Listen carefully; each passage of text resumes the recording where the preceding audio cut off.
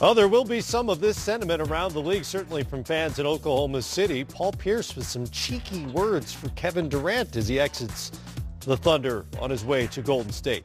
We spoke with a couple of Hall of Famers, Isiah Thomas and Reggie Miller, about so-called super teams.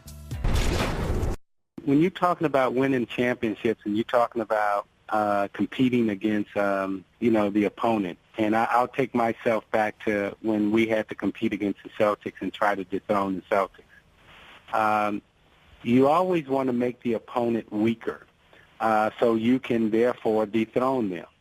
And if Larry Bird had any point in time said, hey, I want to come play for the Detroit Pistons, we all would have welcomed Larry Bird with open arms and said, hey, come play with us.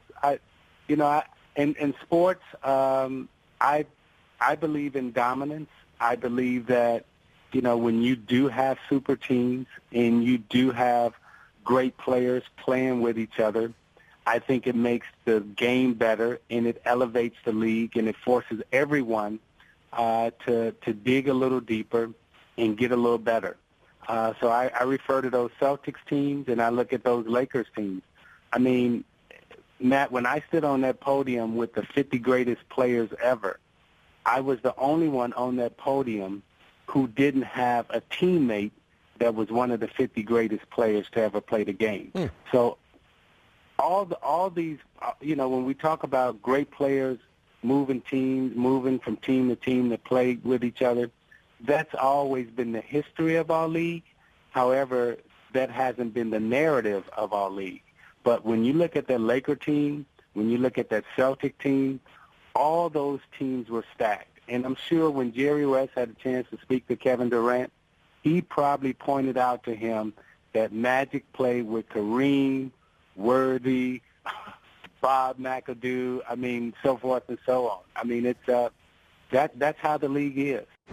I never wanted to play with them. I always wanted to beat them because it was a sense to me of pride and purpose to beat the other greats. Would it have been nice and probably easier on my body to play with those guys? Absolutely, yeah. I'm no dummy to play with Michael Jordan. Yeah, I just camp out in the wing and just shoot threes. But I wanted to compete against the other best of my time. This is no knock on LeBron from Cleveland to Miami and no knock on Durant from OKC to Golden State. I understand it. We are judged in our game by championships, and that's what people always bring up about me. I never won a championship. Great playoffs, great career, one city, one team, but at the end of the day, I didn't win championships. And when it's all said and done, if Durant has 2, 3, 4 championships, we're not going to talk about him defecting from OKC to the Warriors. We're just going to focus in on his championships. And he looks around the landscape of the NBA, and he sees LeBron James just got his third.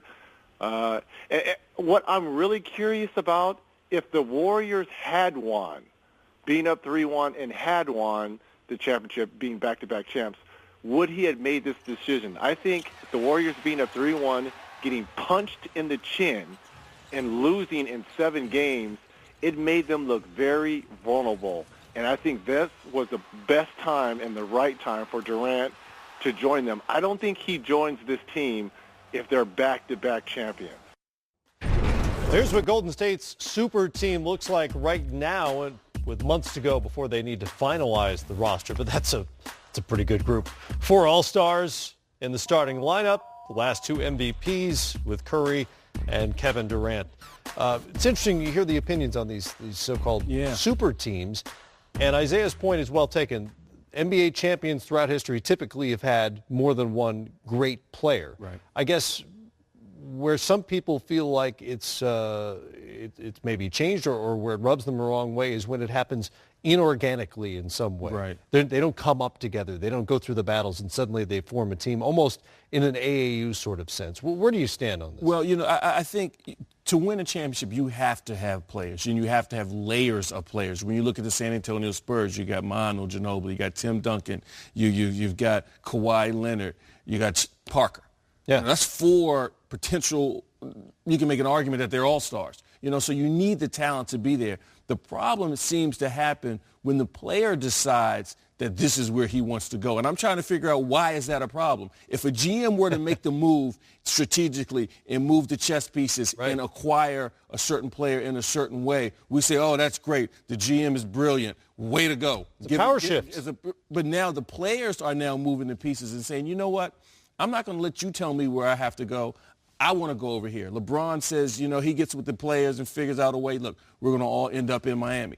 Why is it a problem when the players start to be the ones to make the moves? Why are we, from a public standpoint, viewing it as problematic? If a GM, if an owner had made this same decision, we would call him brilliant. To have the power and the money now, as we're seeing. That's right. That's right. So times are changing, and I think we need to change our thought process with a lot of this. All right, more ahead here.